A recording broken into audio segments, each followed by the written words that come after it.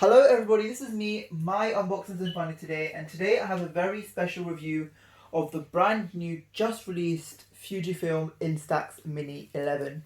Now, I've already made an unboxing video of this product, so if you haven't checked that out, please do click on the link on your screens now.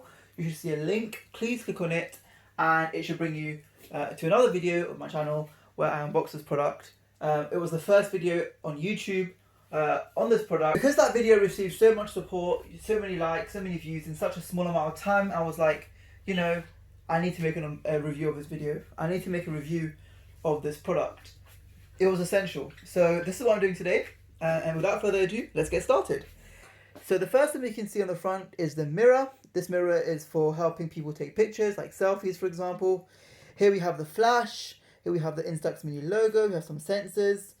Here we have the Viewfinder, and here we have a new addition to the Instax Mini line, which is sort of little buttons you can attach to the actual camera. Now, I'll be actually quite frank to you guys.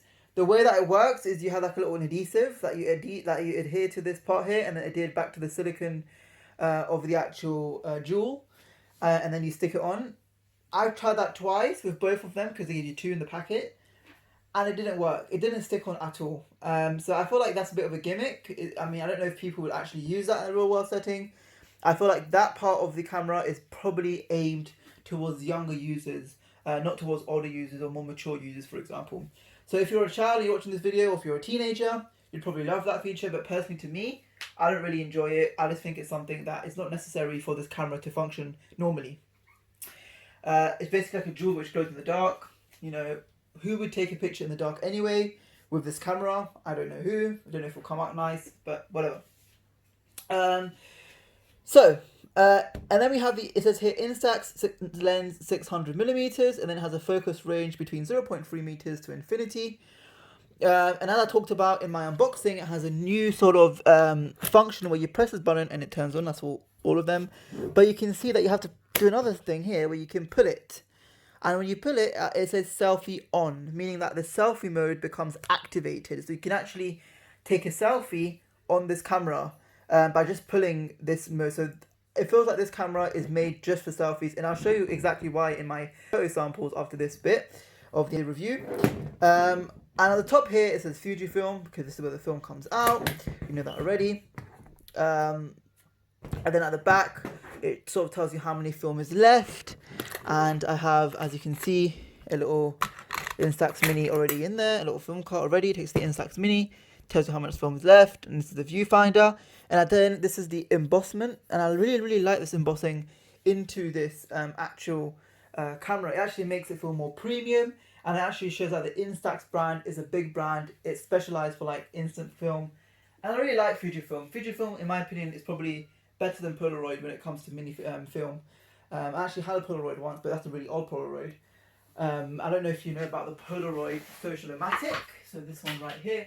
So I actually had a Polaroid once, and it was a very old Polaroid. I don't know if you know about this guy here, the Polaroid Social-O-Matic. Everyone hates this basically now, mainly because, including my one, it doesn't hold charge and the battery isn't working. So a great camera, great functionalities, but unfortunately, due to the very bad software as well, this camera is now no longer used by the public, which is quite disappointing because such a great camera has so much capabilities, but due to a lack of, internal hardware, it's very bad now. You can't really use it anymore. And this happens to, I think, 90% of the users that have this camera, which is slightly disappointing. Anyway, so this is go back to the review of this camera. I really feel like Fujifilm is good. So that's basically it, guys. This is a camera, amazing camera, basic functionalities. It comes with double exposure, meaning that you don't have to fuss around with any dials. Like, for example, previously with the Instax Mini 9, you had to sort of push this button here to get the actual lens to pop out. And then you had a little indicator here that showed you which sort of setting to twist the dial to. So you had like a little dial here, and you had to basically twist it to which part of the indicator tells you to switch it to. With the Instax Mini 8, the generation previous to that, there was none of that indication, so you just had to manually do it yourself. But now with the 11, it's all automatic. You don't have to twist anything, you don't have to do anything, you just press the button and you take the picture. It's automatic double exposure.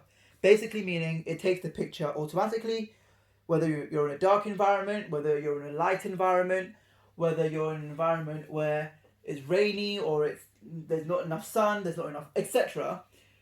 Or whether you're in a disco, for example, it will automatically detect that environment and it will automatically do the settings internally and take the picture for you. So I feel like, especially for young users, if teenagers or children are using this, it will be very easy for them to sort of take it out of their bag, press the button, and that's it. They have the picture taken. There's no need to fuss around with the settings, turning the wheel there, wasting film, etc. This is very, very good to not waste film and to get the picture that you want. So I feel like this, in terms of that functionality, does a great job. However, a disadvantage to that is I've actually seen some pictures are brighter than normal. Sometimes you have pictures that are too bright, and that's not really what you want. Or sometimes you have pictures that are too dark. So there's disadvantages as well of having this automatic double exposure setting on the camera. Okay, so now I'm actually going to go to the samples or the pictures that I've received from this camera. I took this camera on a journey. So I was on my way to university, and on my way to university, I actually stopped and I actually took this camera out and I took some pictures. So the first place I visited was Battersea. If you're in the UK, you should know the famous Battersea Power Station. If you're not in the UK or international, then it's somewhere in London, basically. So yeah, Battersea is somewhere in London where you have like bridges and power stations and rivers, and it's an amazing place to be. And I chose to go there mainly because it was near my university and on the way, but also it had those amazing landmarks where I could just take a picture quickly and instantly. So I took pictures of a bridge. I don't know what the bridge is called exactly, but I took a picture of the bridge and a few buildings. And it was kind of awkward, mainly because a lot of people were looking at me like, what the hell is this guy doing? It was the first time I was filming myself in public, and the first time I was filming myself in public for a YouTube video, which was, kind of awkward, but at the same time, I wanted to do something good for you guys, and I wanted to experiment something new just for you guys, and hopefully you would enjoy it. And if you did enjoy it, then I can make it again in the future. But as you can see, I took pictures of bridges, and this is what I got. So, drum roll, please. The first picture I took was with my Instax Mini 9. So this is the camera that I owned before. And drum roll, this is what the picture I received. Here it is. And the second picture, guys, another drum roll, was with my brand new Instax Mini 11. There we go. There's probably no difference in between those two pictures. They're probably the same. And you can clearly see that they are exactly the same. So I'm just going to bring it near the lens so you can see. There's no absolute difference between this picture and this picture right here. Literally, you can see no difference. If you can see a difference, then there's probably something wrong with my eyes. But to be honest with you, between the Instax Mini 9 on the left and 11 on the right, I can't see a difference. Maybe the Instax Mini 11 is slightly focused. So if you were to zoom in a bit more, so I'm zooming in right now, you can see that the Instax Mini 11 on the right is a bit more focused and more sharp, whilst the Instax Mini 9 on the left is a bit more blurred and a bit more soft. So you could probably see that between the two that are different. But if you looked at it from a distance, you probably wouldn't see a difference. But guys, this is the first comparison between the Instax Mini 9 and the Instax Mini 11. This is not a comparison video, this is a review, but I'm just showing you the comparison first. The second video that I took of myself, again, very, very awkward in public, was a selfie picture. And this selfie picture basically took it in the same location. There were like boats behind me and again, a beautiful building. So I just took a selfie. I took it with my Instax Mini 9 and with my Instax Mini 11. And you would be quite surprised with what I got. I was surprised myself. So let's start with the Instax Mini 9. This is a picture that I received with my Instax Mini 9. And drumroll, guys, I would say this is amazing. This is the picture that I received with my Instax Mini 11. And this is what I feel is the best selling point for this camera. amazing. It has amazing automatic double exposure. You can clearly see the detail in the picture, the clarity in the picture. The background is more focused, the background is more detailed. My facial features are more detailed, my beard is more detailed, my hair is more detailed. The shadow is correct, the contrast is correct, the resolution is amazing. Everything is amazing with the Instax Mini 11 in this particular picture. Let's bring it a bit closer. You can see the Instax Mini 9 is not really good in terms of, you know, sort of background and sort of facial features. It makes it look very dark. And this was a problem that I had with my Instax Mini 9 when I brought it to France. I took some pictures and they were all very bad. And I had to throw all of them in the bin. So I wasted on money for nothing and on a camera which didn't take good pictures. But if you look at the Instax Mini 11, you can see the background, you can see the color of the boat here in yellow. You can see the facial features, very, very nice. It very, very nicely depicts my face here, which is amazing. And you can see sort of the color of my coat, gray, the color of my jumper that I wore on the day, that was brown. But on this picture, for example, you couldn't really see any of these things. So I just really feel like the Instax Mini 11 in terms of selfie, and this was in selfie mode, by the way, guys, is amazing. You know, the selfie mode on this camera is completely amazing. And I feel like if you want a camera that takes amazing selfies, and if you're intending to use your instant camera to take selfies uniquely, then I feel like this camera would do a great job in that. So in terms of selfie, I would give it a 10 out of 10. And in terms of landscape photography, I'd probably give it a 7 or 8 out of 10. Okay, so that's the Instax Mini 9 and 11 for the selfies that I took. So guys, now I'll be moving on to the macro shots. Again, quite awkward. I was taking a picture of a plant that was actually there at the same location, so I was kind of lucky. And a lot of people were looking at me again, so it was kind of awkward, you know, what the hell is this person recording himself taking a picture of a plant with an instant camera? What the hell is he doing? But again, I had to do it for you guys and it was worth it. So the first macro shot that I have is with my Instax Mini 9. As you can see here with dandelion in yellow, and you can see that it does a good job. And you would be surprised, the Instax Mini 11, I feel like does a very bad job. Now, I'll tell you this very clearly why. You know that the Instax Mini 9 is bad mainly because it doesn't have this double exposure. It doesn't make your pictures look as bright, but sometimes this can have an advantage. So in this case, it has an advantage because it made the background black or dark, and the picture that I wanted to focus, so the dandelion, the yellow dandelion, it made that very apparent, and you can see that. But if you look at an Instax Mini 11, it made the background bright and the picture that I wanted to focus bright as well. So it had an out of focus shot. And this was not only, this didn't only happen once, it happened twice. And if I can find the photo, and I can't find the photo now. And you might be wondering, well, this is probably my mistake. I've taken this shot wrong. It's not fair. That's not the case. I took it again. And you can see that I had the same mistake. So you can see it was something that was common in these two photographs. They were out of focus. And that's probably a disadvantage of having double exposure. So if you guys out there are more of a macro person, you like to take macro shots, then I would suggest you get the Instax Mini 90, or also called the Instax Mini Neo Classic, or the SQ20 or the Live Play. With those, you would have very good macro shots, and you should really like it. But again, if I just take the Instax Mini 9, you can see it did a pretty good job in focusing just that flower that I wanted. And if I took the Instax Mini 11 shot, you can see that it did a pretty, not a good job. You can see that the colors is better, but the focus I wanted to is not that great. So that is something I feel like it didn't do a good job at specifically doing in taking that in that photograph.